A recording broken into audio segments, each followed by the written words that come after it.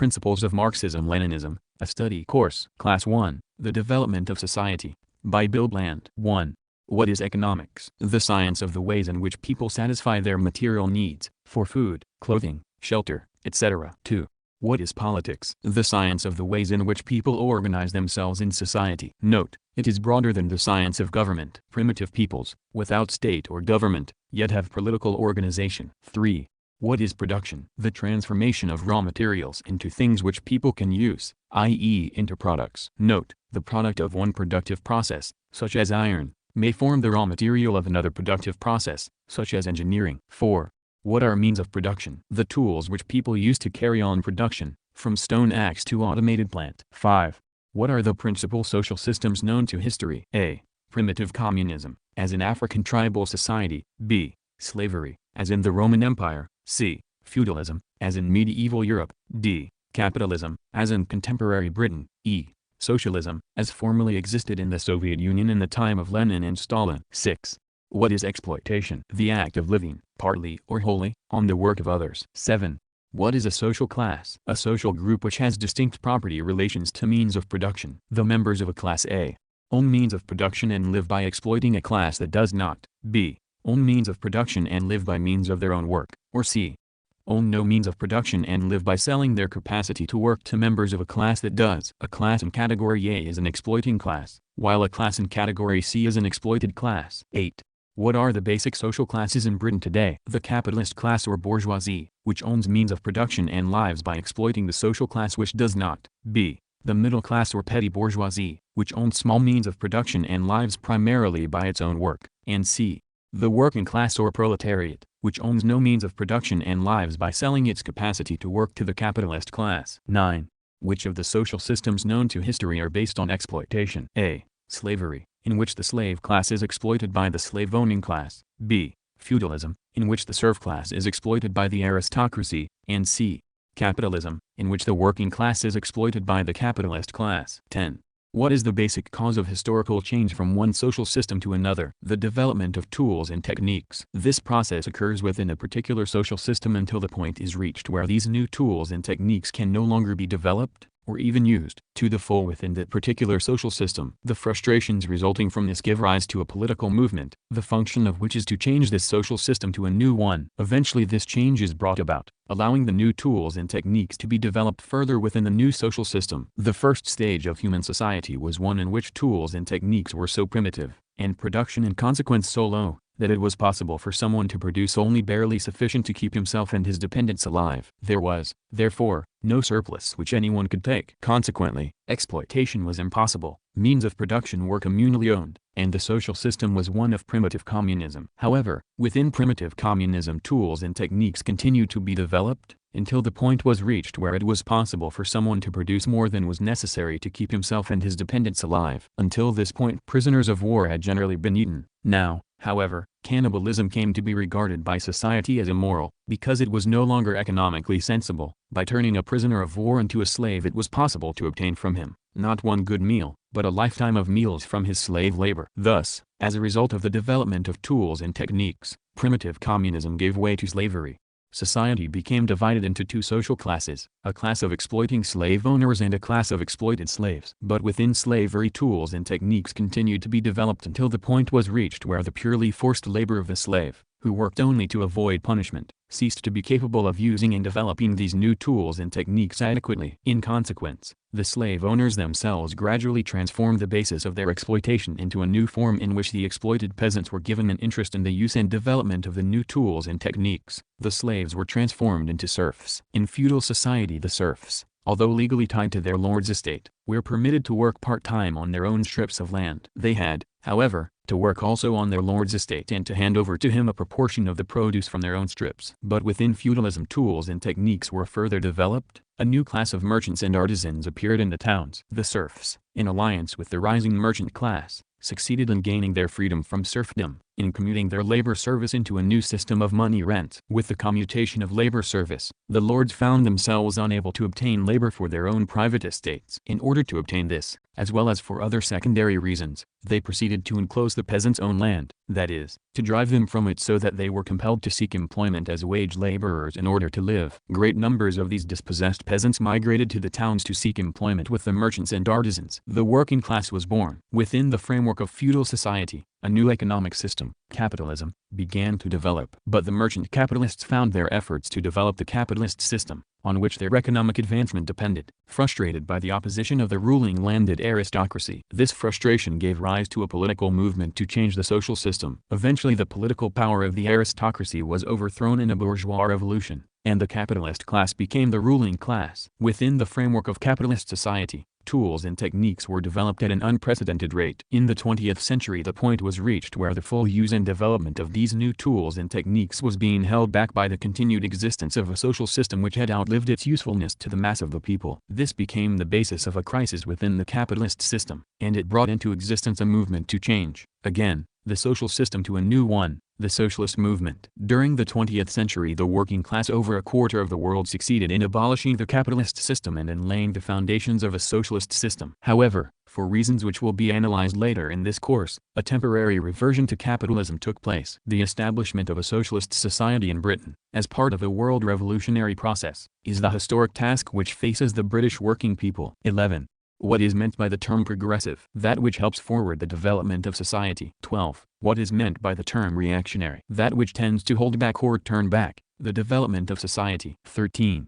What is the state? A machinery of force by which one social class rules over the rest of the people. In primitive communism, a classless society, there was no state machinery. The state came into existence with the establishment of a class-divided society, since the slave-owning minority found it necessary to hold down the exploited slave majority by force. In slave society, the state was the machinery of rule of the slave-owning class. In feudal society, the state was the machinery of rule of the landed aristocracy. In capitalist society, the state is the machinery of rule of the capitalist class. As we shall see, the working class, although it is not and will not be an exploiting class, also needs its own machinery of force, its own state, a socialist state, in order to maintain socialist society and prevent its overthrow by the capitalist class which has lost its wealth and power. Thus, in a socialist society the state is the machinery of rule of the working class. 14. What is a revolution? The forcible replacement of the rule of one class by the rule of a more progressive class. 15. Which of the social systems known to history were established by means of a revolution? A. The capitalist system, established as a result of the revolutionary overthrow of the political power of the feudal aristocracy in a bourgeois revolution. B. The socialist system, established as a result of the revolutionary overthrow of the political power of the capitalist class in a socialist or proletarian revolution. 16. What is a counter-revolution? The forcible overthrow of the rule of one class by that of a more reactionary class. 17. What social class was placed in power by A. The English Revolution of the 17th century, the English capitalist class. B. The French Revolution of the 18th century, the French capitalist class. C. The Russian Revolution of March 1917, the Russian capitalist class. D. The Russian Revolution of November 1917, the Russian working class. Class 2. How Capitalism Works. Part 1. 1. What is a commodity? Something produced for exchange, not for the personal use of the producer. A peasant who grows vegetables for his family is not engaged in commodity production, but in production for use. But if he grows them in order to exchange them with the landlord of the local infrail, he is engaged in production for exchange, in commodity production. 2.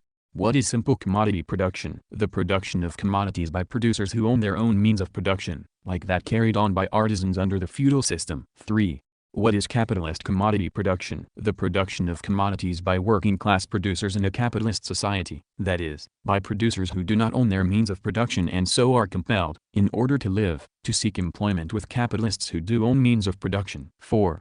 What is a market? An area where those who wish to dispose of a commodity and those who wish to acquire it are in contact. Thus, we may speak of a local livestock market or a world oil market. A market where there are a number of separate individuals or firms competing to dispose of a commodity and a number of individuals or firms competing to acquire it is called a competitive market. 5. What is the rate of exchange of a commodity? The number of commodities of other kinds for which that commodity can be exchanged in a particular market at a particular time. If a cow can be exchanged in a town's cattle market on a particular day for 2 pigs, the rate of exchange of a cow is equal to 2 pigs, while the rate of exchange of a pig is 1/2 of a cow. 6. What is the value of a commodity? Clearly, it is not necessarily equal to its rate of exchange in a particular market, for in the last example we may speak of a cow being worth more or worth less than its actual exchange value. At the basis of the exchange rate between 2 commodities lies the relative quantity of work required to produce them. In fact, the value of a commodity is the necessary labor time required to produce it. So, if it takes 4,000 times more hours to produce a car than to produce a briar pipe, the value of a car is 4,000 times that of the pipe. 7. What determines the rate of exchange of a commodity in a competitive market? Supply and demand, which causes the rate of exchange to fluctuate above or below its value. If, for example, there is a shortage of sugar in a particular market, those who wish to obtain it will tend to offer more than its value in order to obtain it. On the other hand, if there is a glut of sugar in a particular market, those who wish to dispose of it will tend to offer it at less than its value in order not to have it left on their hands. However, if the rate of exchange of a commodity is above its value as a result of shortage, the production of sugar will yield exceptionally high returns. Consequently, more people will go in for producing it, and the production of sugar will rise until its rate of exchange goes down to its value. The reverse process operates if the rate of exchange of sugar is below its value as a result of supply exceeding demand. The production of sugar then yields exceptionally low returns, so that the production of sugar will decrease until its rate of exchange rises to its value. Thus, in each competitive market there is a tendency for the rate of exchange of each commodity to correspond, in the long run, to its value. 8. What is barter? The direct exchange of one commodity for another, for example, wheat for bricks. 9. What is money? A commodity, or token of a commodity, such as a banknote, which is the token for a certain quantity of gold, which is generally acceptable within a particular community as a medium of exchange. The introduction of a monetary system removes many of the difficulties inherent in a barter system. Under the latter, if a weaver wishes to obtain a pair of shoes, he must search for a shoemaker who wants cloth. But when money is in social use, he may sell his cloth to anyone for money and use this to buy shoes from any shoemaker. 10. What is price? The rate of exchange of a commodity expressed in terms of money. 11. Why do precious metals such as gold and silver come into use as money? For convenience of use and transport. Being rare, their production involves a very large amount of labor time, so that a small quantity of them embodies a very large value. 12. What is labor power? The capacity of a worker to work for a certain period of time. The worker, owning no means of production of his own, is compelled in order to live to try to sell his labor power to a capitalist. Thus, in a capitalist society, labor power is a commodity. 13. What determines the value of labor power? As in the case of other commodities, the amount of socially necessary labor time involved in its production, that is, the value of the commodities required to produce, maintain and reproduce it. The value of labor power is not, however, that of the bare subsistence of the worker and his dependents, who form the next generation of workers, but depends on such additional factors as the subsistence necessary to train a skilled worker, the degree of civilization of the country concerned, and so on. 14. What are wages? The price of labor power. In a competitive market, the price of labor power, like that of other commodities, may fluctuate above or below its value according to supply and demand, but in the long run its price tends to correspond to its value. 15. What is surplus value? The new value created in the course of production by a worker's labor over and above the value of his labor power. If a worker receiving £100 a week in wages were to create only £100 a week in value, his employer would obtain no benefit from employing him and would cease to do so. An employer will employ a worker only if he produces in a week an amount of new value which exceeds what is paid to him in wages. The difference is the surplus value, value which is created by the worker but appropriated by his employer. If a worker creates £200 of new value in a week but is paid £100 in wages, his employer has obtained £100 in surplus value from that worker. So, if he employs 1,000 such workers, he obtains a total of £100,000 of surplus value in a week. This is the mechanism by which the capitalist class exploits the working class. Clearly, exploitation under capitalism has a more concealed character than under slavery or feudalism. 16. What is capital? All that is owned or hired by capitalists in a capitalist society: land, buildings, machinery, raw materials, labor power, enabling them to acquire surplus value, that is, enabling them to exploit workers. The money expended by capitalists for this purpose, a process known as investment, is also called capital. 17. What is constant capital? All capital except that used for the buying of labor power. Land, buildings, machinery and raw materials do not themselves create new value, but are merely the instruments with which human labor power creates new value. Since the capital expended on these items does not change in value in the course of capitalist production, it is called constant capital. 18. What is variable capital? Capital expended on the purchase of labor power. Since the new value created in the course of capitalist production is created entirely by the worker's labor power, the capital expended on this item may be regarded as having changed, increased, in value in the course of capitalist production. It is, therefore, called variable capital. 19. What are rent, interest and profit? The portions of surplus value which are appropriated by different sections of the exploiting class, or by different exploiting classes, in a capitalist society. Rent may be paid by the employer, the entrepreneur, to a landlord for the hire of land and or buildings where his enterprise is carried on. Interest may be paid by the entrepreneur to a financier or bank for the hire of money capital he requires to carry on his enterprise. Profit is that portion of the surplus value which the entrepreneur retains for himself after paying any rent or interest. Rent, interest and profit, being portions of the surplus value produced in the course of capitalist production, all have their source in the exploitation of the workers. An entrepreneur who owns his own land, buildings and money capital retains, of course, all three portions of the surplus value for himself. 20. What is commercial profit? The profit obtained by a commercial capitalist, that is, one engaged in the distribution, i.e., selling, of commodities. 21. What is the source of commercial profit? Value is created only by productive labor, and surplus value is created only by labor employed in capitalist production. No value is created in the process of distribution. The source of commercial profit, as well as the source of the wages of employed distributive workers, lies in the surplus value created by employed production workers. The capitalist engaged in production sells his finished commodities to a capitalist engaged in distribution at a discount, below their value. The capitalist engaged in distribution realizes his commercial profit by reselling them at their value. In other words, the capitalists engaged in production pass to the capitalists engaged in distribution a portion of the surplus value created by their employed production workers in the course of capitalist production. 22.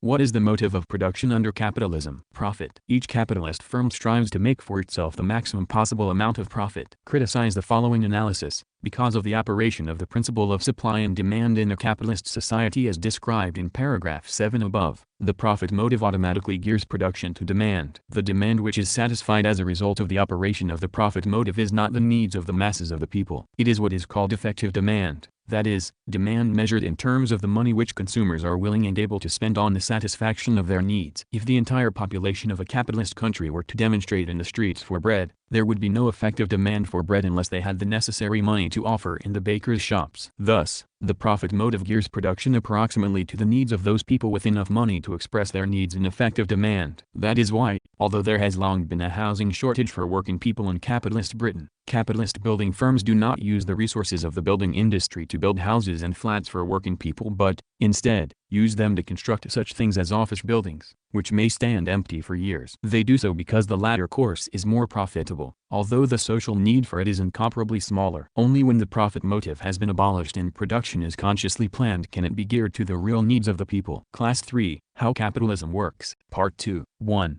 What is the accumulation of capital? The transformation of surplus value into new capital so as to increase the amount of capital in the hands of an individual or firm. Even if the rate of exploitation remains unchanged, the accumulation of capital enables the number of exploited workers employed by a particular individual or firm to be increased, so increasing the total surplus value obtained by the individual or firm concerned. 2. The new means of production obtained as a result of the accumulation of capital tends to be more mechanized than the old. What advantage does this give to the firm concerned? The increased productivity resulting from the increased mechanization reduces the cost of production of each commodity, enabling the firm concerned, as long as it enjoys a technical advantage over its rivals, to make an above-average rate of profit. Note, we call the ratio of constant capital, plant, etc., to variable capital, wages, the organic composition of capital. Thus, the organic composition of capital tends constantly to increase. 3. What is concentration of capital? The enlargement of individual capitals into larger and larger units. The concentration of capital follows from the process of accumulation of capital. 4.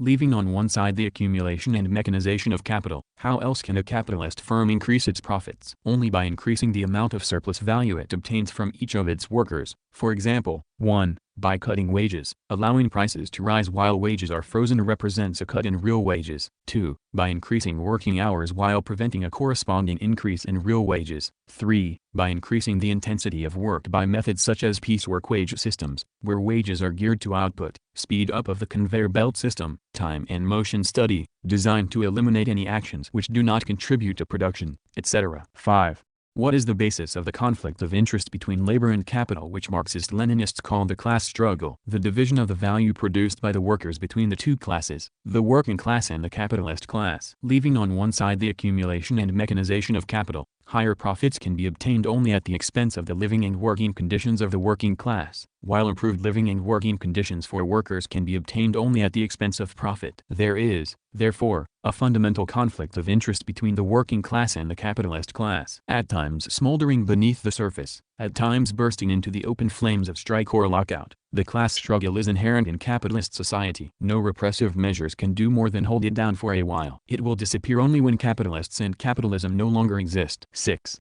What is the basic cause of slumps? Fiercely, the unplanned, anarchic character of production under capitalism, where each firm plans its production in the hope of maximizing its profits, combined, secondly, with the fact that the working class, who comprise, in a developed capitalist country, the majority of the population, receive in wages considerably less than would enable them to purchase all the goods and services they produce, and with, thirdly, the tendency for the rate of profit to fall in line with the growth in the organic composition of capital. Periodically, therefore, a glut of unsold goods piles up in warehouses and orders to producers are drastically cut. As a result, capitalists cut back their production, putting workers on short time or dismissing them. In consequence, the purchasing power of the working class is reduced still further, orders are further cut back, and the whole system sinks into a vicious spiral of slump or depression, with mass unemployment and widespread bankruptcies. When production has fallen to a low level, often with masses of surplus produce being destroyed, the warehouses are compelled to order at least a minimum quantity of the goods required by the population. As a result,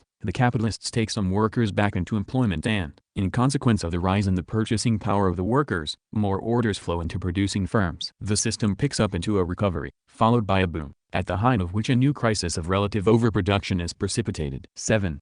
What is monopoly? A firm, or association of firms, which possesses monopoly power, i.e., which controls so much of the output of a commodity within a market that a competitive market can no longer be said to exist. 8.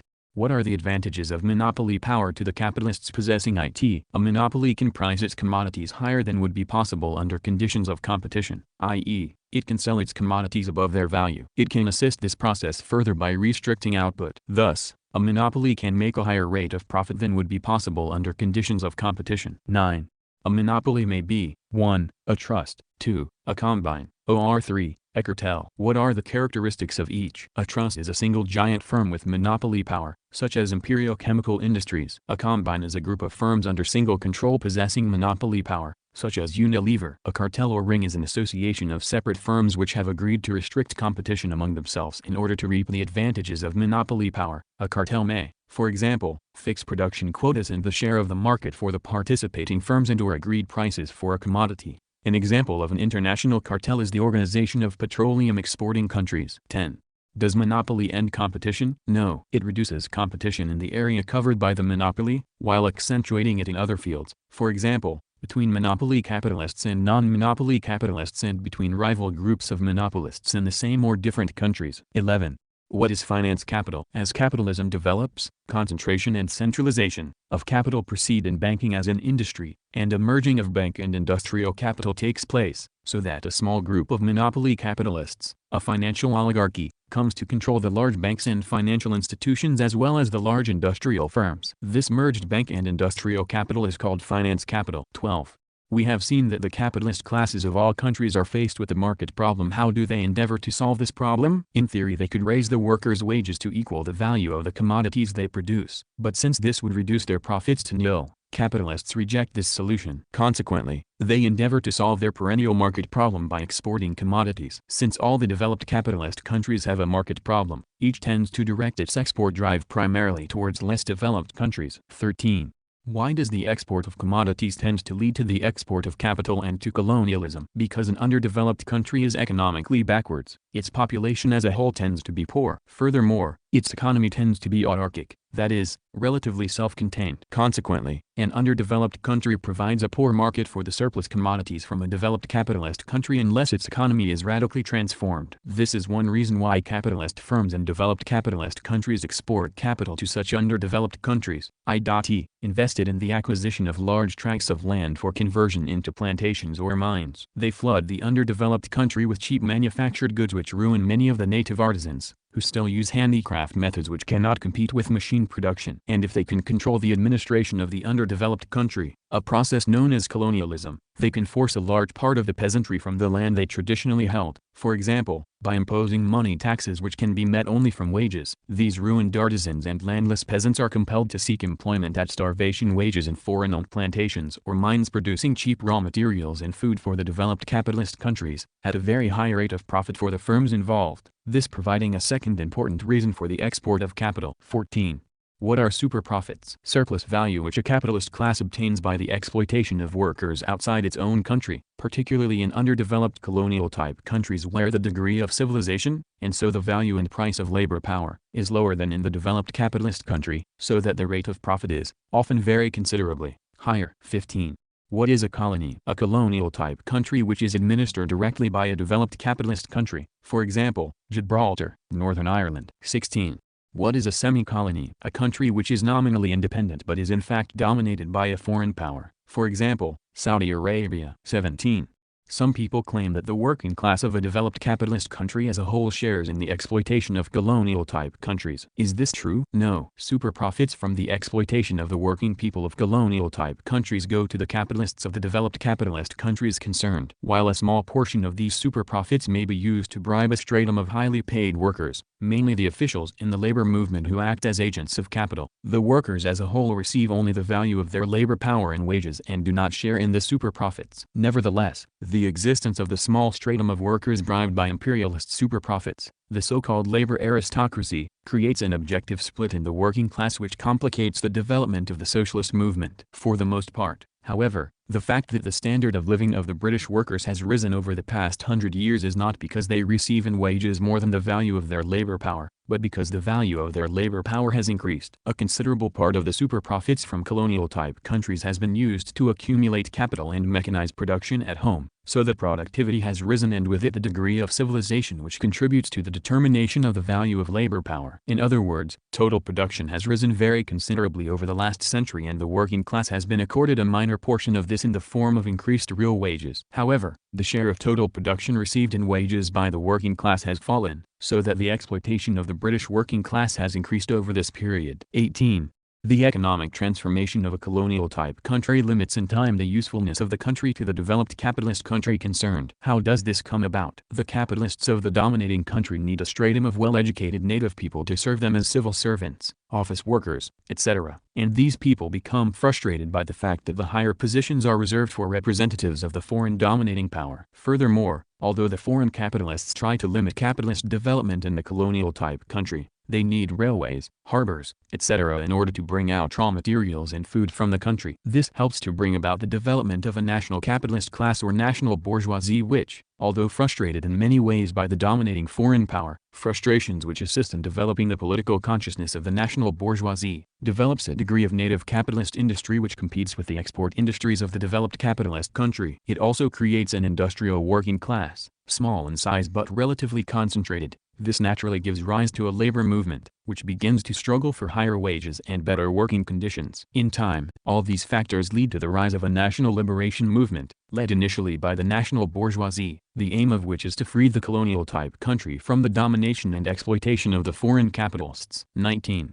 How do the capitalists of the dominating foreign power respond to the rise of a national liberation movement? First of all, by attempting to suppress it by force. Secondly, when the national liberation movement has attained a certain strength, by seeking to neutralize it by transferring political power nominally to a group of landlords and comprador capitalists who are dependent upon the foreign power for their ability to exploit the working people. 20.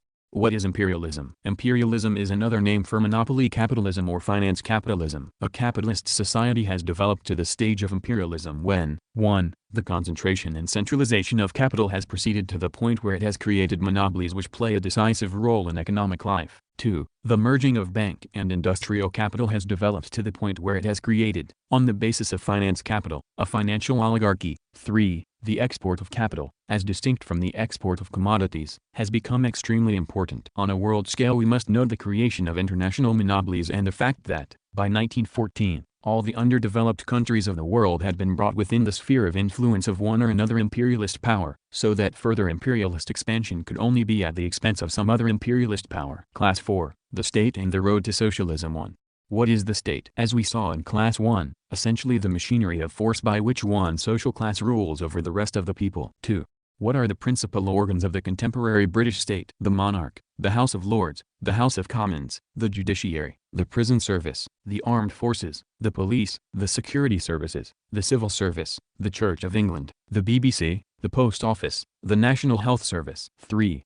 Which of these form the key organs of state? The armed forces, the police and the security services. This is because the key issue in politics is always physical power, and it is these three organs which possess physical power in the state. 4. Explain what is meant by the statement, parliamentary democracy is a false facade which conceals the dictatorship of a capitalist class. British constitutional law lays down that supreme power is held, not by the House of Commons, the organ principally associated with the term parliamentary democracy, but by the Queen and Parliament, which is defined as the Queen together with the House of Lords and the House of Commons. This means that the legislative power of the House of Commons, at present the sole elected organ of Parliament, is subject to the approval in most cases of the House of Lords and in all cases by the Queen. Furthermore, legislation is subject to interpretation by the judiciary and can only be put into effect with the cooperation of the heads of the civil service. However, the monarchy, the House of Lords, the judiciary and the heads of the civil service are not subject to democratic election. These posts are reserved for representatives of the capitalist class or the aristocracy, which has now merged with the capitalist class. Furthermore, the heads of the armed forces and security forces, key organs of state, are also drawn from the upper class, and constitutionally they owe allegiance not to the people or the House of Commons, but to the Queen. They are thus available to be used in the Queen's name to defend the Constitution on behalf of the capitalist class. Thus, parliamentary democracy is a false facade which conceals the real character of the state as machinery which embodies the dictatorship of a capitalist class. Parliament is thus no more than a talking shop, the function of which is to deceive the masses into believing that it is their servant. 5.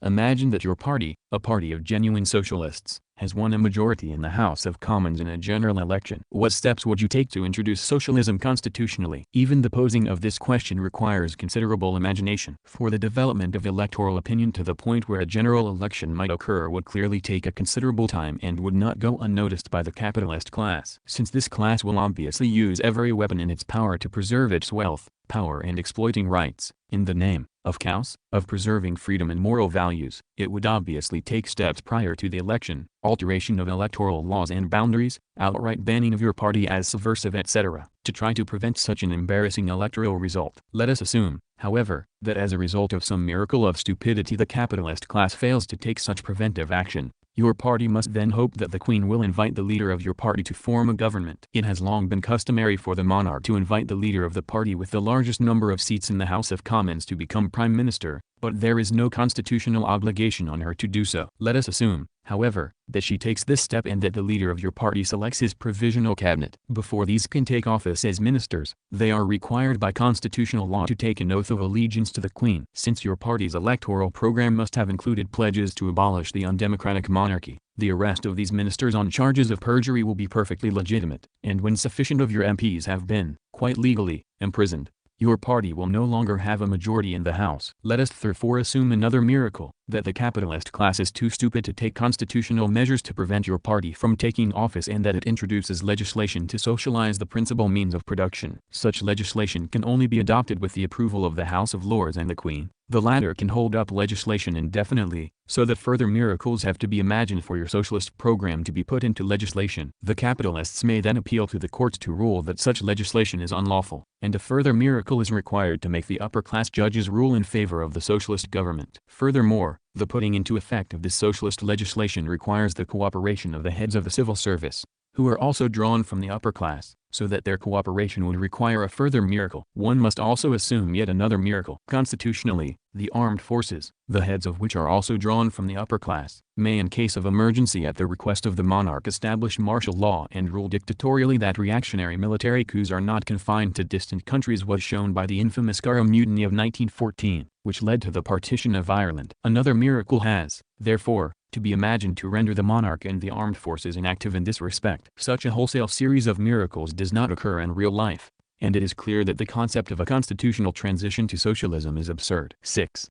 What is a political party? An organization which serves the political interests of a social class, or of a section of such a class. 7. The British parliamentary system has been described as essentially a two-party system. What is the significance of this? The system is designed to give the electorate at an election a choice between two large parties. Both parliamentary parties, i.e., the collective MPs of each party, declare that they are not bound by decisions of their party conference, and both support the maintenance of a capitalist society. Thus, after an election, one of these parties forms Her Majesty's government and the other forms Her Majesty's opposition. When, after a period, a majority of the electors become dissatisfied with the government, this may be replaced at an election by the other party without any disturbance to the capitalist system. The two-party system deliberately places great obstacles in the way of smaller parties. Large deposits are forfeit where a candidate fails to obtain a certain proportion of the vote. There is no proportional representation, so that a party can obtain 49% of the national vote without securing the election of a single MP. TV propaganda is restricted to parties putting up a certain number of candidates. Electors who are dissatisfied with both parties often vote for the one they regard as the lesser evil on the grounds that it is impossible for a smaller party which they in fact support to form a government, so that a vote for it would be wasted and might even assist the greater evil to win the election by splitting the vote. British parliamentary democracy is clearly designed, as Marx expressed it, to give the electorate merely a choice as to which group of capitalist politicians shall misrepresent them for the next 5 years. 8. Analyze the statement. The British state is a welfare state. It must be remembered first that the social services had their origin, not in humanitarian concern on the part of capitalists for their working people, but in the spread of epidemics from the slums to upper-class residential quarters, and in the discovery at the time of the Boer War that 50% of working-class recruits to the army were medically unfit for military service. Experience, therefore, forced the capitalists to realize long ago that the state, as the machinery of their rule, had to take such action in the field of social welfare as would ensure that the workers had the minimum of health necessary to produce surplus value for them and to fight in their wars. This principle having been accepted, the aim of the capitalist class has been to keep the level of social services down to the minimum necessary to fulfill this purpose, in particular, to see that benefits are significantly lower than average wages and that the working class itself pays for the social services it receives, by means of taxation, insurance contributions, etc., out of wages, in many cases after a degrading means test. These points have, of course, been influenced by the class struggle of the working class, but statistics show that the average working class family pays considerably more in taxation, contributions, etc., than it receives in terms of all the social services combined. 9. What is nationalization? The taking over by the state of an enterprise previously under private ownership. 10.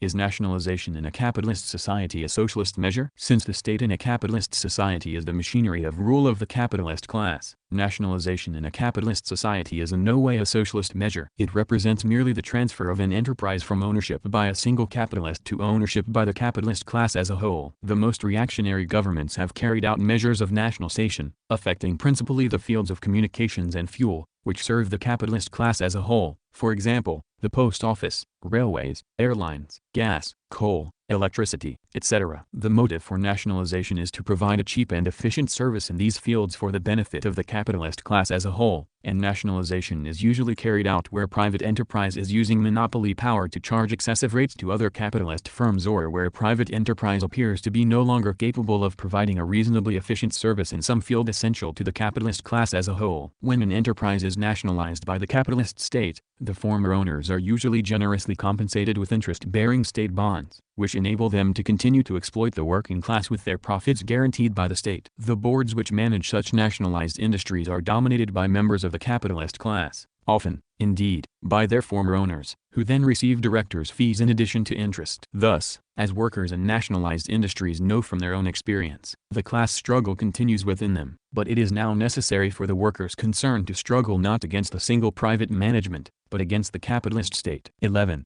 What is state monopoly capitalism? With the development of monopoly capitalism, of imperialism, the state comes to be less and less the machinery of rule of the capitalist class as a whole, and to become increasingly subordinated to the dominant clique of monopoly capitalists, to become the state machine of the financial oligarchy. The imperialist stage of development of capitalism also sees a great expansion of the state apparatus, both in the field of physical power and in that of the regulation of economic, political and cultural life. This expansion is not socialist in character. It is undertaken in the interests of monopoly capital, and Marxist-Leninists call this development by the name of state monopoly capitalism. 12. What is a corporate state? A concept of the state originally put forward by right-wing Catholic politicians. Its official aim is to abolish the class struggle. In fact, of course, to repress it, by abolishing free collective bargaining between trade unions and employers' organizations. In a corporate state, negotiations on wages, working conditions, etc., are carried out by corporations, composed of representatives of the employers and of the state, together with workers' representatives. Moves by British governments to restrict free collective bargaining must be seen as moves in the direction of a corporate state, while propaganda in favor of workers' representation in industry or workers' control must be seen as pseudo-leftist propaganda directed towards the establishment of a corporate state. 13. What is fascism? The open, terroristic dictatorship of a reactionary class, usually of monopoly capital, exercised through a paramilitary political party. The name is derived from the fasces or bundle of sticks, the emblem of the Roman Empire which was taken over by the Italian fascists. A fascist party is recruited principally from reactionary elements among the petty bourgeoisie and lumpen proletariat, degenerate, petty criminal strata of the working class. It is financed, as the situation demands, by capital and armed, usually unofficially, by their armed forces. A fascist party directs its appeal demagogically to the most politically backward strata of the working people, calling itself by such names as National Socialist, and of the petty bourgeoisie, claiming to be, for example, against monopoly, but its main propaganda is based on appeal to racist and nationalist prejudices. Its function is to try to smash by force the organizations of the working class, and to replace the facade of parliamentary democracy by an open dictatorship which strives to exert repressive control over every sphere of social life. Totalitarianism. Within this dictatorship, the fascist party rules dictatorially, often in the name of an infallible leader, on behalf of the dominant class. 14. Since socialism cannot be established through parliamentary democracy, how can it be established? Only by socialist revolution, which requires the working class to build its own machinery of force, strong enough to defeat and destroy the machinery of force of the capitalist class. 15. Are there circumstances under which the working class could achieve the transition to socialism peacefully? This could occur, and has occurred, only in very exceptional circumstances, where the capitalist class is temporarily without an effective state machinery of force capable of resisting seizure of political power by the working class, as in Finland and Hungary at the end of the First World War. In theory, such a peaceful transition could occur in a country where the capitalist class possesses a state machinery of force, but finds itself isolated from foreign assistance and facing a working class machinery of force so overwhelmingly powerful as to make violent resistance appear pointless. In such circumstances the possibility could exist of peacefully buying out the capitalist class. This theoretical possibility of peaceful transition to socialism makes it clear that the stronger the machinery of revolutionary force built up by the working class, the greater is the possibility, it is no more, of a peaceful transition. Class 5, the Party of the Working Class. 1. What is reformism? The trend in the labor movement which seeks to limit the aims of the working class to securing piecemeal social reforms within the framework of capitalism. In practice, reformism rejects the concept of class antagonism between the working class and the capitalist class, and preaches that social reform can be brought about gradually by a policy of class collaboration of the working class with the capitalist class. The great majority of the leaders of the British labor movement have long been reformist. Their practice of class collaboration has led them to become unprincipled opponents of any militant action on the part of the workers. Taken in conjunction with their aim of bringing about social reforms only within capitalist society, it necessarily leads them to support such policies as may be necessary to make capitalism function profitably. Their resultant role as lieutenants of the capitalist class within the labor movement is demonstrated daily. 2. What is Fabianism? The theoretical basis of reformism in Britain, elaborated by intellectuals of the Fabian Society such as the sociologists Sidney and Beatrice Webb and the author George Bernard Shaw. The name is derived from the Roman general Fabius Cunctator, the delayer, who developed a military theory of guerrilla war against a more powerful enemy. Fabianism holds that a capitalist society can be transformed into a socialist society without violent opposition from the capitalist class if the transformation is brought about in sufficiently small steps. In consequence, Any proposed social reform which arouses the violent opposition of the capitalist class is too drastic for the Fabians and must be postponed. But since any proposed social reform which would make a serious inroad into capitalist society would arouse the violent hostility of the capitalist class, the logical consequence of acceptance of Fabianism is to postpone any radical reform to the indefinite future. 3. It is obvious that the view that the working class can gain more by pursuing a policy of class collaboration than by pursuing a policy of class struggle is an illusion. Nevertheless, if the working class had made no gains during the period of the dominance of reformism in the British labor movement, this illusion would have been discarded long ago. The basis for the maintenance of reformism has been real gains by the working class. What has been the source of these real gains? The first workers' organizations in Britain, before 1815, were militant and socialist, and illegal. But Britain became the first industrialized country in the world, the workshop of the world, and as a result the British capitalist class was able, at a relatively early date, to build up an empire on which the sun never sets. From about 1850, they began to use a small portion of the vast super-profits flowing in from Britain's colonies and semi-colonies to bribe an upper stratum of skilled craftsmen by paying them slightly above the value of their labor power. It was out of this labor aristocracy that a new kind of trade unionism grew. The new model unions, which rejected class struggle and socialist aims and confined their activities to collective bargaining on questions of pay, working hours, etc. It must be said, however, that the larger portion of these super-profits was used for the accumulation of capital, giving rise to a large increase in productivity, in the degree of civilization existing in Britain, and so in the value of labor power. The real gains accruing to the working class in Britain over the past 100 years, gains which have furnished the basis for the illusion of reformism, have been due primarily to the rise in the value of labor power, and to the fact that the adjustment of wage levels embodying this rise, have, for the most part, been carried out through reformist negotiating machinery. The real gains of the working class in Britain over the past 100 years have thus been due indirectly to the exploitation of the working people of the colonial-type countries by the British capitalist class. However, despite the rise in the real wages of the British working class over this period, the rate of exploitation of the British workers has significantly increased. And had it not been for unofficial class struggle outside the reformist negotiating machinery, the rate of exploitation would have increased still more. It must be emphasized that at no time has the mass of the British working class shared directly in colonial-type super-profits. Bribery of this kind has never affected more than a small upper stratum of the working class, and today, after the decline of British imperialism since World War II, the labor aristocracy consists principally of the bureaucracy of the labor movement. 4. We have seen that a political party is an organization which serves the political interests of a social class, or part of a social class. What class interests are served by the Conservative Party? The Conservative Party is the more or less open party of British monopoly capital, of British big business. Insofar as working people are concerned, it directs its electoral appeal primarily to working people whose level of class consciousness is so low that they identify their interests with those of big business and the aristocracy. 5. What class interests are served by the Liberal Democrats? The Liberal Democrats stand for the maintenance of capitalist society and are hostile to the trade unions. They thus objectively serve the interests of monopoly capital. However, by their criticism of the Conservative Party and of monopoly, they direct their electoral appeal to working people who, while supporting capitalism and regarding the Labour Party as too extreme, are uneasy about the development of monopoly and recognize the Conservative Party as openly serving the interests of monopoly capital. 6.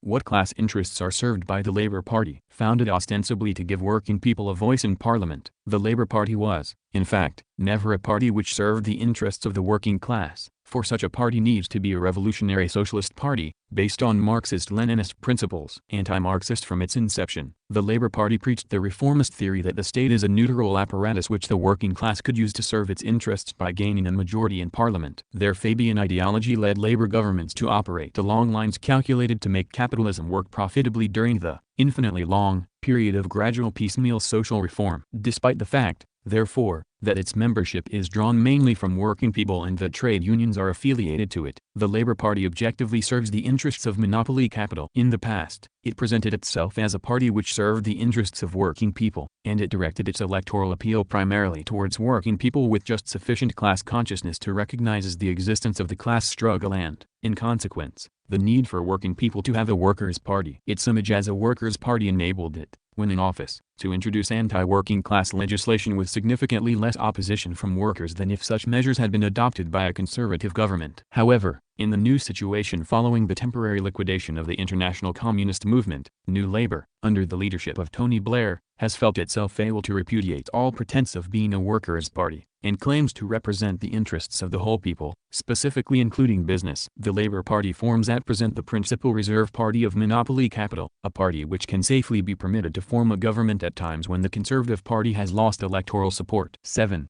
What class interests are served by the Socialist Labour Party? The Socialist Labour Party, headed by miners' leader Arthur Scargill, is a new party which has taken over the mantle of Old Labour from New Labour. Although its declared policies are more progressive than those of New Labour, not being a Marxist-Leninist revolutionary party, it cannot serve the true interests of working people. Indeed, it can only serve to divert working people from the true path of revolutionary socialism. Objectively, therefore, it serves the interests of monopoly capital, and its honest members must, sooner or later, become disillusioned in it. 8. What is revisionism? The revision of Marxism-Leninism, under the pretense of creatively developing it to meet changed conditions, in such a way as to pervert it to serve the interests of a capitalist class. The publication in 1951 of the British Road to Socialism, which preached that socialism could be established in Britain through parliamentary democracy, marked the open transition of the Communist Party of Great Britain from Marxism-Leninism to revisionism. After the death of Stalin in 1953, revisionism became openly dominant in the great majority of parties which had formed the International Communist Movement, and, under the leadership of revisionist parties, an essentially capitalist system was restored in the Soviet Union and in most countries of Eastern Europe. 9.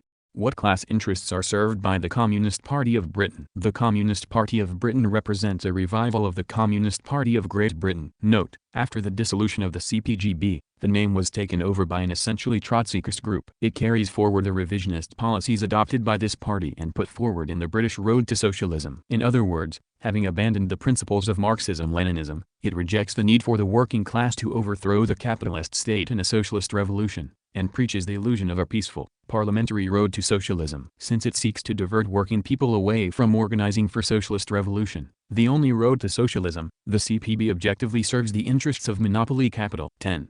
What is Trotskyism? The organized presentation of policies which objectively serve the interests of monopoly capital, disguised under a cloak of pseudo-left, pseudo-Marxist phraseology. In particular, it rejects the Marxist-Leninist principle that the socialist revolution comes to fruition at different times in different countries. The father figure of Trotskyism, the Russian revisionist Leon Trotsky, fought against Lenin's policy of building a disciplined workers' party and of building an alliance with the peasantry, fought against Lenin's and Stalin's policy of building socialism in one country. Finally, behind the backs of its supporters, Trotskyism collaborated with the intelligence services of imperialist states with the aim of overthrowing the political power of the working class in the Soviet Union. With the triumph of revisionism in the international communist movement and the acceptance by the revisionists of Trotskyism's slanders against the Soviet state, Trotskyism has, in the absence of genuine Marxist-Leninist parties in most countries, gained some temporary successes in influencing militant intellectuals and students. 11.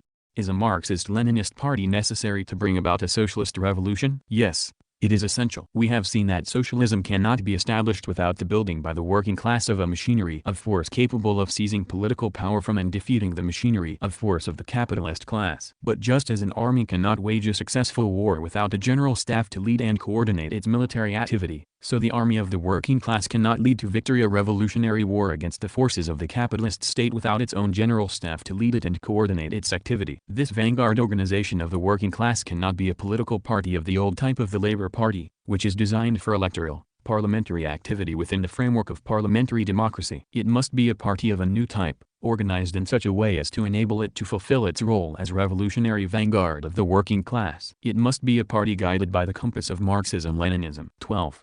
What is democratic centralism, and why do Marxist-Leninist parties need to organize themselves on its principle? In order to lead an army to victory, its general staff must put forward a single line of action to the troops. If different generals were to put forward different lines of action, their army would surely be defeated. A Marxist-Leninist party must, therefore, be based upon unity of will, and this is obtained by means of the organizational principle of centralism, that is, decisions of higher organs are binding upon lower organs and upon every party member, while decisions of majorities are binding upon minorities. This centralism must, however, be democratic, not autocratic. There must be freedom of discussion and criticism at all levels, the right to send statements to higher organs, and all higher organs must be democratically elected, directly or indirectly, by the membership. Members elect to higher organs those of their comrades whom they believe to have the highest political level, the highest class and party loyalty, and they agree to accept their leadership, unless and until they cease to have such confidence, when the leaders may be, and should be, removed by the same democratic process. 13.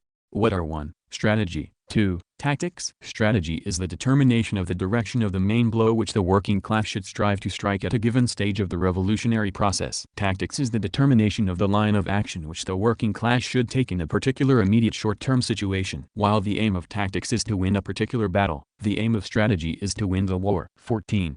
What is the labor movement? The various mass organizations composed of working people. The trade unions are organizations of working people in their capacity as employees. The cooperative societies are organizations of working people in their capacity as consumers. The Labour Party, the Communist Party of Britain, and the Socialist Labour Party are organizations of working people in their capacity as electors. 15. What should be the relation of the Marxist-Leninist Party to these mass organizations of the labor movement? Although these organizations, by reason of their leadership, policies and dominant ideologies, serve essentially the interests of monopoly capital, they are composed of working people, and of working people of a somewhat higher political level than those who yet remain outside the labor movement. It is these working people who are destined to change the social system to one of socialism. Marxist-Leninists must, therefore, work within the trade unions and cooperative societies, where they must participate in, and strive to win the leadership of, the day-to-day struggles of the working people. Their aim must be to demonstrate, by devoted and selfless struggle on behalf of the working people, that they are the most active fighters for their interests, to win their confidence, and, by patient principled work, to expose the reactionary leaders of these organizations and bring about their replacement by leaders who are loyal to the working people. Only if such removal proves impossible, and is seen to be impossible by the mass of the rank and file, because the leaders succeed in using their control of the organization's machinery to prevent the operation of internal democracy, is it correct to draw the honest rank and file into new independent organizations freed from the control of the labor lieutenants of the capitalist class. Experience shows that the masses cannot be convinced of the need to take the revolutionary road to socialism by means of propaganda and agitation alone. The strategy of Marxist-Leninists must be designed to lead these masses in their day-to-day struggles in such a way as to raise their political consciousness as a result of their own experience and struggle, and in the same way to win acceptance of the leadership of the Marxist-Leninist Party among the working people as their vanguard organization, and to draw the most politically advanced working people into the ranks of the party. Class 6. The National Question. 1. What is a nation? A historically constituted, stable community of people, formed on the basis of a common language, territory, economic life and psychological makeup, manifested in a common culture. J. V. Stalin. A community which lacks any of these characteristics is not a nation. 2.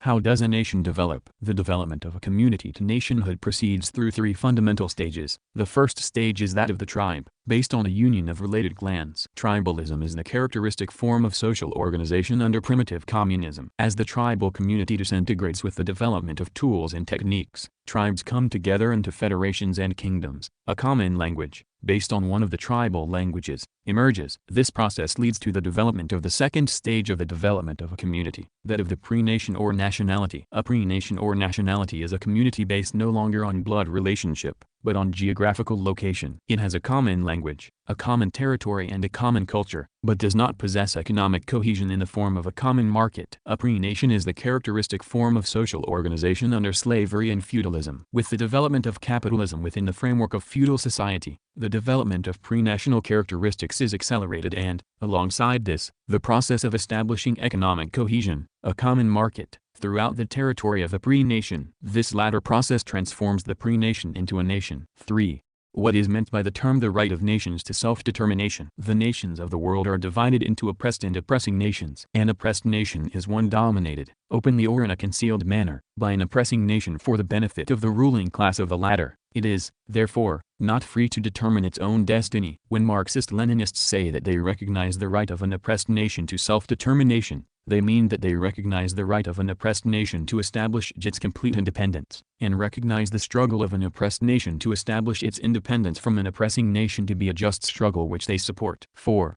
What is a colonial-type country? A country which is industrially underdeveloped and is dominated economically, and perhaps also politically, by a greater power. 5.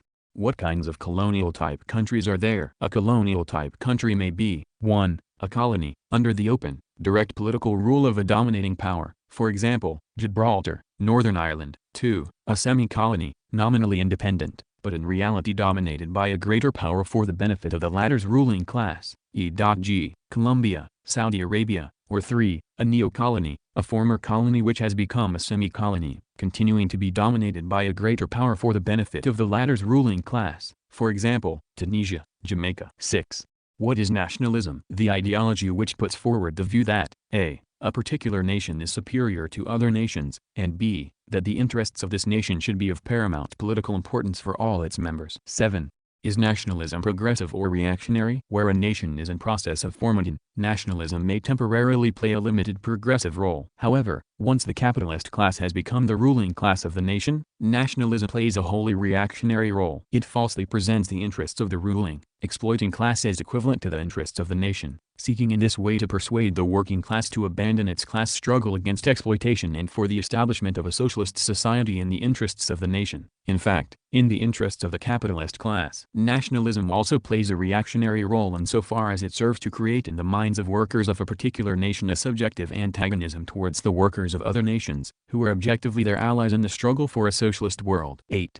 How many nations are there in the British Isles? 2. The British and Irish nations. For geographical and ethnic reasons, the development of nations in the British Isles took place in 4 distinct regions, in Ireland, Scotland, Wales, and England. But before the Scottish, Welsh and English nations could complete their development into nations, the influence of the rising capitalist class brought about the economic, political and cultural unification of these pre-nations into a single British nation. By the time of the bourgeois revolution of the 17th century, the British capitalist class had become the leading force in the class alliance ruling Britain. Although remnants of pre-national distinctions in language and culture still survive in parts of Britain, it constitutes a single economic system, a single market and a single nation with, for the most part, a single language and a single culture. In Ireland, however, separated from Britain by a sea barrier, the development of the Irish nation proceeded independently, without fusion with the pre-nations developing across the Irish Sea. With the development of capitalism, the Irish nation came into existence. The Irish nation is an oppressed nation. The northern counties are under the direct colonial rule of British imperialism.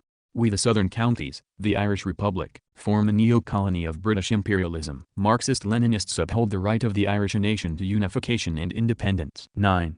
What is the significance of Scottish nationalism and Welsh nationalism? Since the peoples of Scotland and Wales do not constitute nations, but form part of the British nation, both Scottish nationalism and Welsh nationalism are spurious. Objectively, Scottish and Welsh nationalism serve the interests of British imperialism, since they place the blame for the exploitation of the working people of Scotland and Wales on an imaginary enemy, the English imperialists. Scottish and Welsh nationalism serve the interests of British imperialism by seeking to divide the working people of Scotland and Wales from their fellow workers in England, suggesting that, as members of oppressed nations, they have a common interest with capitalists in Scotland and Wales. Nevertheless, while recognizing that the peoples of Scotland, Wales and England form a single British nation, Marxist-Leninists support autonomy for these territories in the form of devolution as a democratic measure. 10.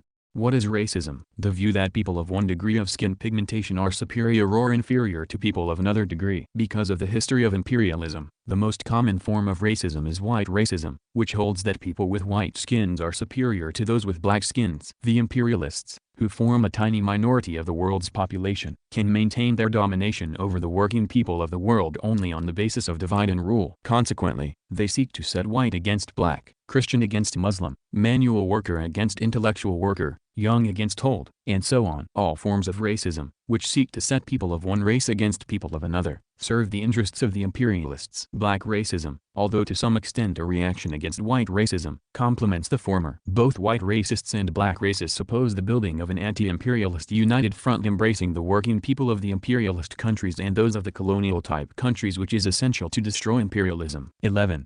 The revolutionary process in a developed capitalist country consists of a single stage, that of socialist revolution. The revolutionary process in a colonial-type country consists of 2 stages. What are they? Firstly, the stage of national democratic revolution, of national liberation, directed against foreign domination. Secondly, the stage of socialist revolution. 12.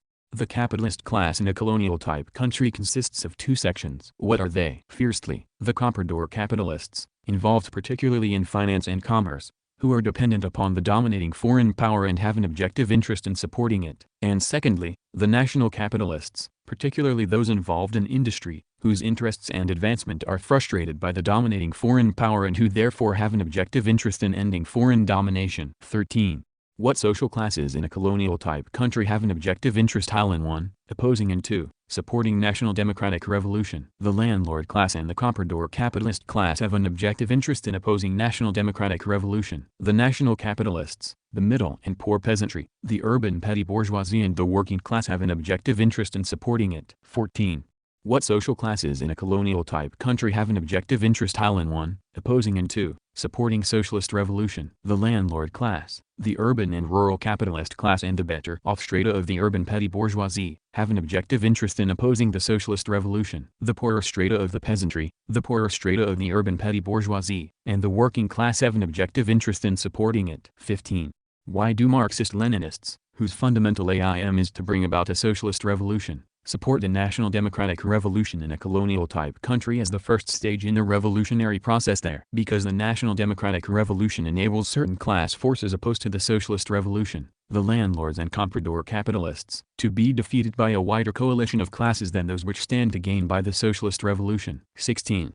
What, then, is the Marxist-Leninist strategy in relation to the national democratic revolution in a colonial-type country? To support it as an essential preliminary stage in the revolutionary process in a colonial-type country, to strive to build the broadest possible united front embracing all social classes which have an objective interest in supporting the national democratic revolution, to strive to win leadership by the working class of this anti-imperialist united front, and the leadership of the working class by the Marxist-Leninist Party, to strive to transform the national democratic revolution uninterruptedly into a socialist revolution. The Trotskyist slogan in a colonial-type country of socialism now, which seeks to skip over an essential stage in the revolution, objectively assists the enemies of socialism. 17. What are the aims of the national capitalists in a colonial-type country in relation to the national democratic revolution? To strive to lead the national democratic revolution and to hold the revolutionary process at this stage so as to establish a capitalist state in which they, the national capitalists, hold political power and exploit the working people for themselves. In a colonial-type country where there is a developed working class led by a Marxist-Leninist party, a class struggle takes place during the development of the national democratic revolution between the working class and the national capitalist class for leadership of the revolutionary process. If the working classes seem to be winning this leadership, the national capitalists will inevitably desert the national democratic revolution and go over to the side of counter-revolution, preferring a subordinate position as exploiters to the complete loss in a socialist revolution of their right to exploit. 18. What is Maoism? The character of Maoism is the subject of much debate. Some people hold that Maoism, named after the Chinese leader Mao Zedong, is a development of Marxism-Leninism. Others hold that it is, at least in part, a revisionist deviation from Marxism-Leninism. Still others hold that it is a brand of revisionism for colonial-type countries, designed to hold up the revolutionary process in such countries at the stage of national democratic revolution. The character of Maoism should be debated during the discussion. 19. What is proletarian internationalism? The opposite of bourgeois nationalism. It emphasizes the brotherhood and common interests of the working people of all countries and the need for their solidarity in action and organization. It is exemplified in the Marxist-Leninist slogan, "Workers of all lands, unite." Class 7, War 1. What is war? Fighting between considerable bodies of armed men, not necessarily between states. It may be, for example, between tribes. 2. What is civil war? Civil war is war within the same state. 3. What are the main differences between the attitude towards war of pacifists and that of Marxist-Leninists? Fiercely, pacifists condemn all wars. Marxist-Leninists are fully conscious of the human suffering caused by war, strive to prevent the outbreak of a third world war, and work to establish a social system which will make war impossible. Nevertheless, they distinguish between just wars, which they support, and unjust wars, which they oppose. There have been many wars in history which, despite all the horrors, cruelties, miseries, and tortures inevitably connected with every war, had a progressive character, i.e., they served the development of mankind, aided in the destruction of extremely pernicious and reactionary institutions. V. I. Lenin, Socialism and Wehr, London, 1940, p. 9. Socialists cannot, without ceasing to be socialists, be opposed to all wars. V. I. Lenin, Pacifism and the Workers, in War and the Workers, London, 1940, p. 29. Secondly, while pacifists adopt a policy of conscientious objection to participating in war, Marxist-Leninists participate even in the most unjust war in order to win the workers and uniform to a policy of mass opposition to the war. Boycott the war is an absurd phrase. Communists must go to any reactionary war. V. I. Lenin, notes on the question of the tasks of our delegation at The Hague, in The Attitude of the Proletariat towards Wehr, London, 1932, p. 12. An oppressed class which does not strive to learn to use arms, to acquire arms, deserves to be treated like slaves. What will proletarian women do? Only curse all war and everything military. only demand disarmament? The women of an oppressed class that is really revolutionary will never consent to play such a shameful role. They will say to their sons, "You will soon be a man. You will be given a gun. Take it and learn to use it." The proletarians need this knowledge, not to shoot your brothers, the workers of other countries. But to fight poverty and war, not by means of good intentions, but by vanquishing the bourgeoisie and disarming it. I. Lenin, Pacifism and the Workers, in War and the Workers, London, 1940, p. 34-35. 4. It is the inherent aggressiveness of man which is the cause of war. Textbook of Psychology. Comment. Were this true, it would not be necessary for any government to impose conscription. In fact, war is the pursuit of political aims by violent means, and these political aims have an economic basis. 5. On what basis do Marxist-Leninists distinguish between just and unjust wars? By analyzing the effect which the victory of each belligerent in a war would have on the development of society. If its victory would exert a progressive influence upon the development of society, that belligerent is fighting a just war. If its victory would exert a reactionary influence upon the development of society, that belligerent is fighting an unjust war. Since the dominant feature of the contemporary world is imperialism, monopoly capitalism, a non-imperialist state of any kind which is involved in war with an imperialist state is fighting a just war, since its war effort weakens world imperialism, while the imperialist belligerent state is fighting an unjust war, since its war effort strengthens world imperialism. A war may be just on one side and unjust on the other, or it may be unjust on both sides. 6. What is an imperialist war? A war between rival imperialist powers, or blocs including imperialist powers, for the redivision of the world. 7. What is the character of an imperialist war? Since the victory of either side would merely strengthen one imperialist group at the expense of another, and would not weaken world imperialism as a whole, it is unjust on both sides. 8. What is a war of national liberation? The war of an oppressed nation to secure its freedom from the domination of an oppressing nation, today almost always an imperialist power. 9. What is the character of a war of national liberation? Since imperialism is the principal oppressing force in the contemporary world, the victory of the oppressed nation would weaken world imperialism, while the victory of the oppressing nation would strengthen world imperialism. A war of national liberation is, therefore, just on the part of the oppressed nation, unjust on the part of the oppressing nation. 10.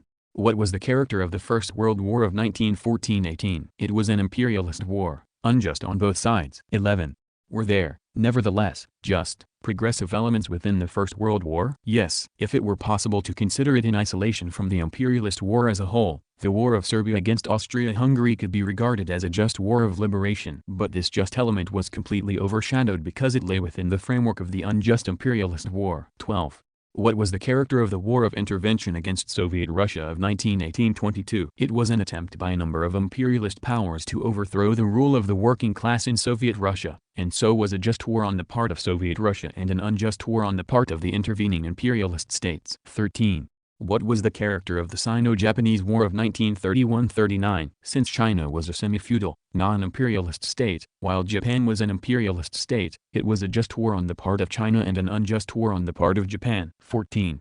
What was the character of the Second World War up to June 1941? It was, like the First World War, an imperialist war between two groups of imperialist powers for the redivision of the world. The fact that the German imperialists ruled through a fascist dictatorship, while the British imperialists ruled through parliamentary democracy, was quite irrelevant to the basic character of the war as an imperialist war, unjust on both sides. 15.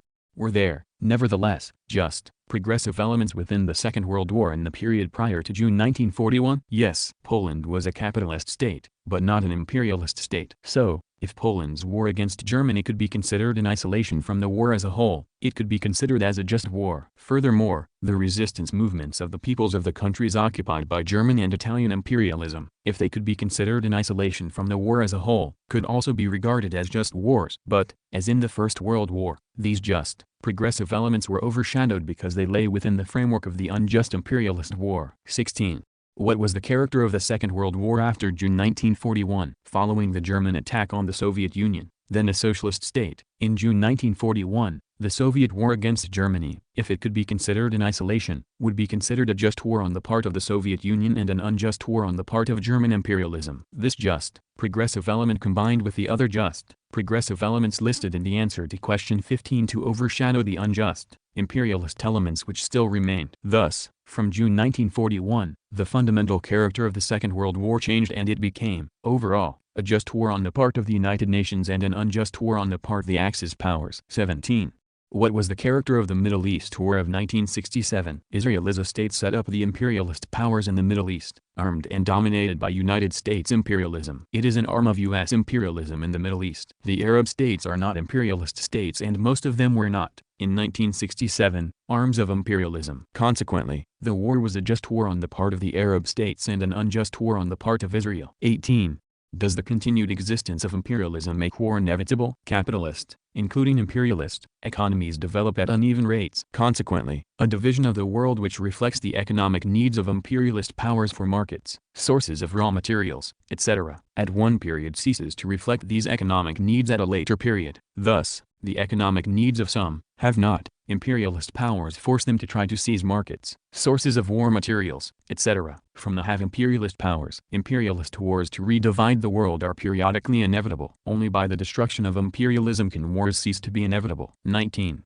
What is the strategy of Marxist-Leninists whose country is involved in an unjust war? To strive to transform the unjust war into a civil war for the overthrow of their imperialists. 20. Does not such a strategy aid the enemy? Yes, but military defeats for one's own imperialists weaken them and so assist in their revolutionary overthrow. And Marxist-Leninists on the other side are simultaneously striving for military defeats for their imperialists. In Lenin's words, only a bourgeois who believes that the war started by governments will necessarily end as a war between governments, and who wishes it to be so, finds ridiculous or absurd the idea that socialists of all the belligerent countries should express the wish that all their governments be defeated. V. I. Lenin, Socialism and Wehr, London, 1940, p. 24-21. What is chauvinism? Jingoistic support of one's own government in an unjust war. The name is derived from a jingoistic French officer of the Napoleonic Wars, Nicolas Chauvin. 22. What is social chauvinism? Lenin coined a number of political terms based on the name adopted by many socialist parties at the beginning of the 20th century. Social democratic. Thus Lenin nicknamed a self-styled socialist who was in reality a chauvinist, a social chauvinist. 23. What is guerrilla warfare? A type of warfare appropriate for weaker, more poorly armed forces when facing a more powerful enemy. It consists of harassing and weakening the enemy forces by surprise hit and run attacks by small units, which, as far as possible, avoid direct confrontation with those forces. Guerrilla warfare is the typical type of warfare carried on by an army of national liberation in the first phase of a war of national liberation. The strategy is to build up one's forces by such guerrilla warfare until they are strong enough to go over to regular warfare and achieve victory. 24. Despite initial superiority in arms, an imperialist country involved in a war of national liberation faces grave disadvantages. What are these? A. They are not fighting in defense of their homeland. B. They are fighting in an unfamiliar terrain. C. They are hated and opposed by the mass of the people in the occupied country. D. They are weaker in manpower resources on the spot. E. Their lines of supply are more extended. F. The puppet troops on which they depend are unreliable. G. They are opposed at home, and in their own armed forces, by politically conscious workers. Class 8. How Socialism Works. 1. What is socialism? The social system constructed by the working people, led by the working class, after their seizure of political power in a socialist revolution. It is a social system in which the exploitation of man by man has been abolished and in which production is centrally planned with the aim of maximizing the welfare of the working people. 2. How are the means of production owned in a socialist society? Collectively. 1. Either by the state, representing the working people as a whole, or 2, by cooperatives, representing the working people of particular enterprises. 3. What is socialization? The taking over into the ownership of the socialist state, i.e., the machinery of force by which the working people rule over the rest of society, of an enterprise formerly owned by a capitalist or a capitalist firm. It must be distinguished from nationalization in a capitalist society, where a formerly private enterprise is taken into the ownership of the capitalist state, i.e., the machinery of rule of the capitalist class as a whole. 4. What is collectivization? The bringing together of a number of small enterprises, which are economically inefficient individually, into a single large cooperative of peasants or artisans. In order to retain the poor petty bourgeoisie as allies of the working class during the building of socialism, collectivization must always be voluntary. Collectivization is a step on the way to the socialization of the enterprises of the peasants and artisans, which transforms the rural and urban petty bourgeoisie into rural and urban members of the working class. 5. How is production regulated under socialism? Since profit, the motive and regulator of production under capitalism, has been abolished, production is regulated under socialism by centralized state planning, based on maximum democratic consultation with consumers so as to secure the maximum possible satisfaction of the needs of the working people. 6. Why is it necessary, under socialism, for the production of means of production to expand more rapidly than the production of consumer goods? Because consumer goods, by which the needs of the working people are directly satisfied, are produced with the aid of means of production. Consequently, a continuing expansion of the production of consumer goods depends on the production of means or production expanding more rapidly than the production of consumer goods. 7. On what basis are consumer goods distributed in a socialist society? Since, at this stage of economic development, the needs of the working people cannot be met in full, some form of rationing is necessary. And since it is desired to bring about the speediest possible development of production, this rationing system must be one which stimulates productive effort on the part of the working people. But the mass of the working people have entered socialist society with outlooks and attitudes inherited from capitalist society, and one of the most significant of these is that increased productive effort justifies increased personal material reward. For all these reasons, the distribution of consumer goods under socialism is related to the quantity and quality of work performed. This principle is embodied in the slogan of socialist society, from each according to his ability, to each according to his work. 8. Is this basis of distribution fair? Not completely. It is certainly fairer than the basis of distribution under capitalist society, which is based on the exploitation of the working people and on the amount of surplus value producing property which happens to be owned, often as a result of inheritance. But it is unfair to the extent that the quantity and quality of the work performed by a worker may depend on factors outside his control. For example, he may have more dependence than his neighbor, he may have some physical disability. Although this unfairness may be mitigated by social services, it cannot be entirely eliminated as long as the socialist principle of distribution is maintained. 9. How can this unfairness be eliminated? Only by the replacement of socialism, defined as the first stage of communism, by true communism. Under communism, this unfairness is eliminated by the adoption of the principle of distribution according to need. This principle is embodied in the slogan of communist society, from each according to his ability, to each according to his needs. 10. What are the essential prerequisites for the transition from socialism to communism? Firstly, a vast increase in the production of material wealth, sufficient to meet all of the essential needs of all the working people, without rationing. And secondly, a change in the outlook and attitudes of the mass of the working people, in that they have come to accept work as a natural obligation, performed according to ability without economic compulsion, and in that they have come to take from distribution centers only what they need. The adoption under socialism of the principle of distribution according to work performed is necessary in order that the first prerequisite of communism, a vast increase in the production of material wealth, may be attained as soon as possible. 11. What are the functions of the socialist state? Firstly, to suppress the overthrown capitalist class and its supporters in order to prevent counter-revolution, and secondly, to defend the country from attempts at outside military intervention by capitalist states, and thirdly, to direct socialist economic construction and to educate the people in a Marxist-Leninist outlook. 12. What is the class character of the socialist state? It is the dictatorship of the proletariat, of the work class, just as the capitalist state is the dictatorship of the bourgeoisie. 13. Since the socialist state is a class dictatorship, can it be regarded as democratic? In the sense that the socialist state serves the interests only of the working people and suppresses the interests of the former capitalist class, its democratic character may be regarded as limited. But in the original meaning of the term democracy as the rule of the common people, the dictatorship of the working class is democratic. Certainly, since the capitalist class forms only a small minority of the population, it is infinitely more democratic than the capitalist state. 14.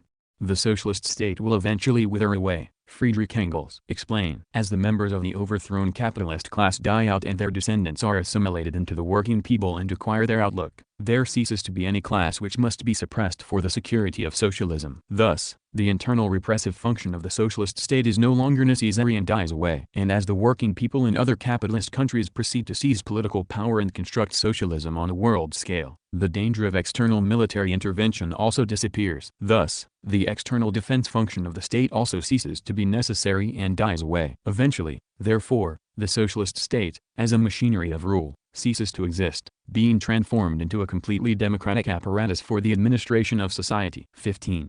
Is a Marxist-Leninist party necessary under socialism? It is essential. Just as the working class cannot spontaneously overthrow the political power of the capitalist class, but requires the leadership of a vanguard party whose strategy and tactics are based upon Marxism-Leninism, so it requires the leadership of this vanguard party to maintain its political power and construct a socialist society. Eventually, however, as the socialist state withers away and as the political consciousness of the whole working people has been raised to a high level, the need for such leadership no longer exists and the party too withers away. 16.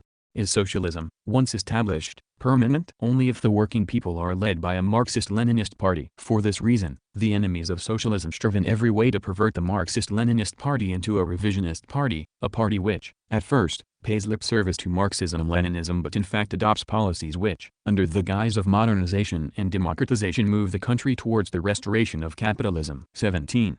What have been the principal effects of the triumph of revisionism in the international communist movement? In all the countries where socialism had been established, the capitalist system has been restored. The restoration of capitalism goes through a number of stages. The role of centralized economic planning is reduced, a market economy based on the profit motive is introduced. The managers of the enterprises are given such a disproportionate share of their profits, on the grounds of their responsibility, that they effectively become state capitalists exploiting the working class. The party and state leaders become corrupt bureaucrats administering what is, essentially, a bureaucratic dictatorship over the working class. When the working people have become sufficiently hostile to these developments, the final stage is to mobilize the people to destroy the spurious socialism which is causing them so much distress and restore a normal free enterprise capitalist system. In developed capitalist countries, the triumph of revisionism in the international communist movement has transformed the old communist parties into political instruments of monopoly capital, into social democratic parties which have repudiated revolutionary socialism in favor of the illusory peaceful,